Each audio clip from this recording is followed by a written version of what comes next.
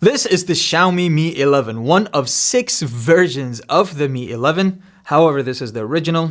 How does it stack up with today's competition? Okay, this is Ahmed Boualiki, but you can call me Slorks, much easier. And this is the Xiaomi Mi 11. On a different note, yes, I'm back. I'm going to be posting English videos on the regular, so please consider subscribing. Click that red button and enable the notifications so you don't miss the next video. And if you do like this video, give it a thumbs up. And if you don't, there's a dislike button there too. You can use it. You're allowed to use it. And please give me your comments and feedback in the comment section below. So the Mi 11, honestly, when I saw Xiaomi announce 5 different variations of this phone, I was like, do we need that many? And the quick answer is no. The Mi 11 could have been a Mi 11 Lite and the Mi 11i, and then we can just have a Mi 11, Mi 11 Pro, and a Mi 11 Ultra. And that's the key, because there's 2 versions that are better than this phone already.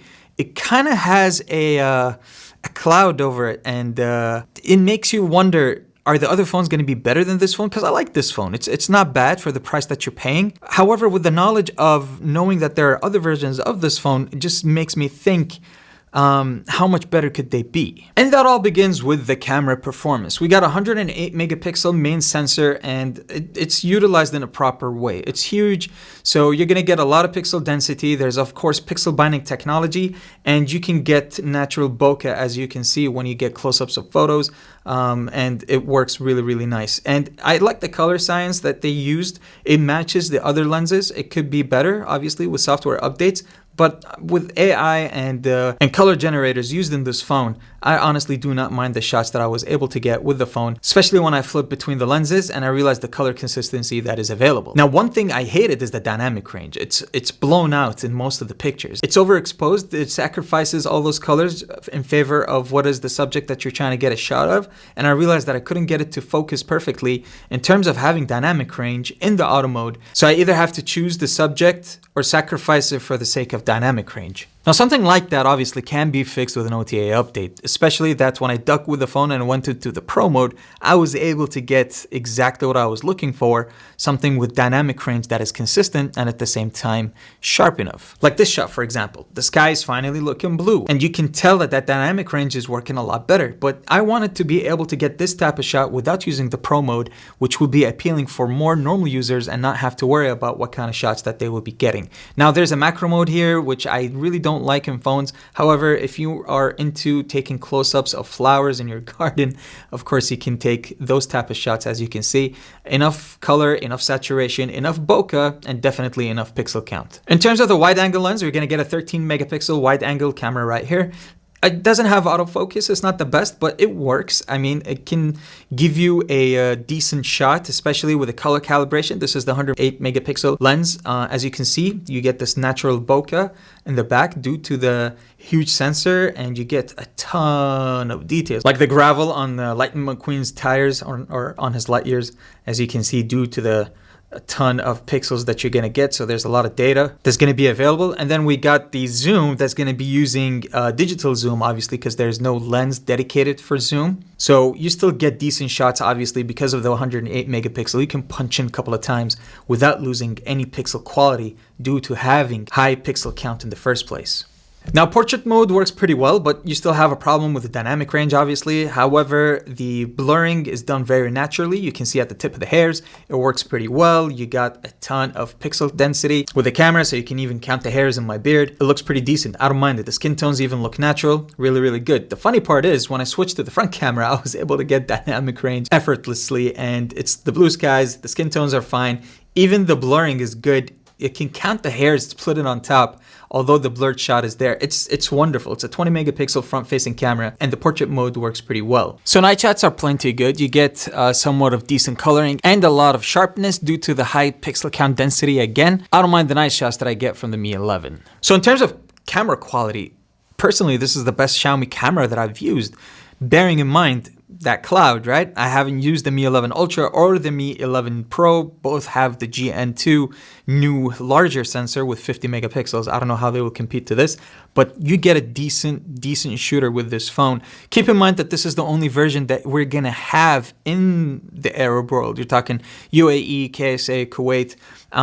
This is the only version that you're gonna have that is the high-end model, which is the Xiaomi Mi 11. It comes with Snapdragon 888, 8 gigs of RAM, and 256 gigs of storage. There's not even a 12 gigabytes variant of the phone. I do not know why, but this is the highest model that is meant for our region. But that's not necessarily a bad thing, by the way. The phone still gives you consistently good user experience. I love this. The always on display with the MIUI 12, you get those super wallpapers. I'm using Planet Earth, or they call it Home. As soon as you try to unlock it, it zooms in a little bit, and then unlocks the phone, and bam, you're into the display. I love this. I love it so much. And as you can see, the performance of the phone is very good. It's decent. I mean, this is the memory that I'm using right now, and it can handle 8 gigs of RAM. Ain't that bad. You still have a little bit more than half of the RAM just idle. The operating system is not exhausting too much of it, and this is MIUI 12, so you get that control center as well with the different swipes from left and right. But let's go into the all specs of the phone. As you can see, it's the 8 gig of RAM, 256 gigs of storage. It comes with Android 11 and MIUI 12 custom skin, obviously. I wish they had a 12 gigabyte version of it, just future-proofing and being on the safe side, but the 8 gigabytes of RAM are performing really well on this phone with no problems, with MIUI 12 built on Android 11, obviously. The battery is going to be a 4,600 milliamps, and it charges really quickly with 55 watts supercharge and 50 watts on wireless charger. And this is the cool thing. In our region, we get the big retail box, which means you have everything inside. Thank you, Xiaomi, for making this happen. Again, this is the variant that I got from the UAE. You get everything that you need inside the box, which means the 55 watt supercharger is also going to be available. As you can see, this is a 55 watt available in the box. Plus, you're gonna get an extra box with another charger in here with a UK adapter. Obviously, that's the adapter that we use, but it's not going to be a 55 watt. It's going to be a, it's still a fast one, but up to 33 watts. But that's cool. You get 2 chargers with the phone, and in other regions, they didn't get any charger. And oh yeah, don't forget, the TPU case is also going to be in the box. So with the 4600 milliamps battery and the super fast charger that is going to be in the box, I had no problem going through a full day of heavy usage on the phone, well over 6 hours of screen on time depending, but consistently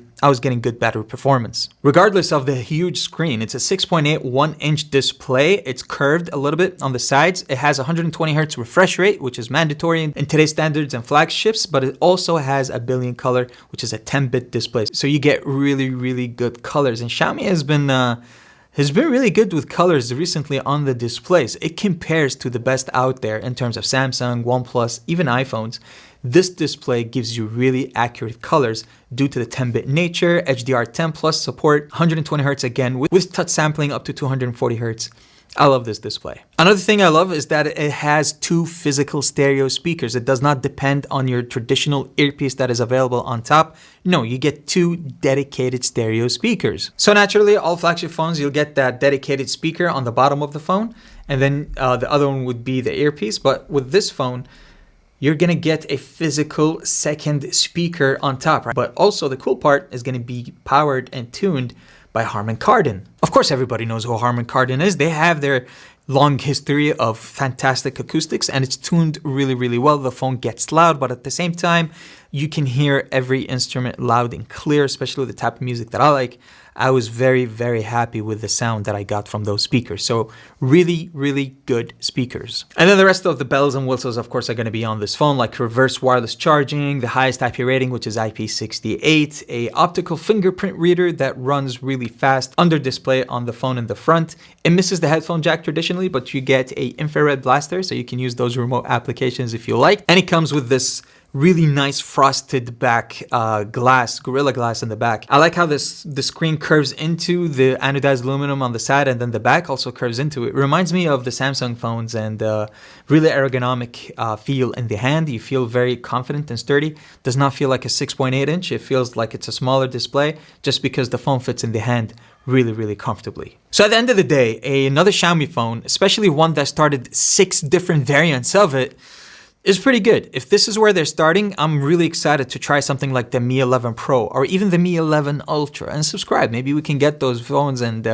have them reviewed and checked out for you. But officially in our region, which I'm talking about the MENA region, Middle East and North Africa, this is the highest end spec phone that you're going to be getting in terms of the Mi 11, which is the Mi 11, 8 gigs of RAM, 256. Underwhelming for a lot of tech enthusiasts, especially when they know, again, that cloud hovering over this phone.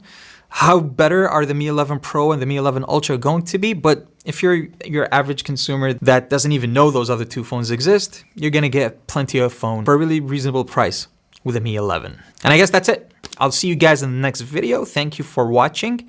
And yeah, take it easy.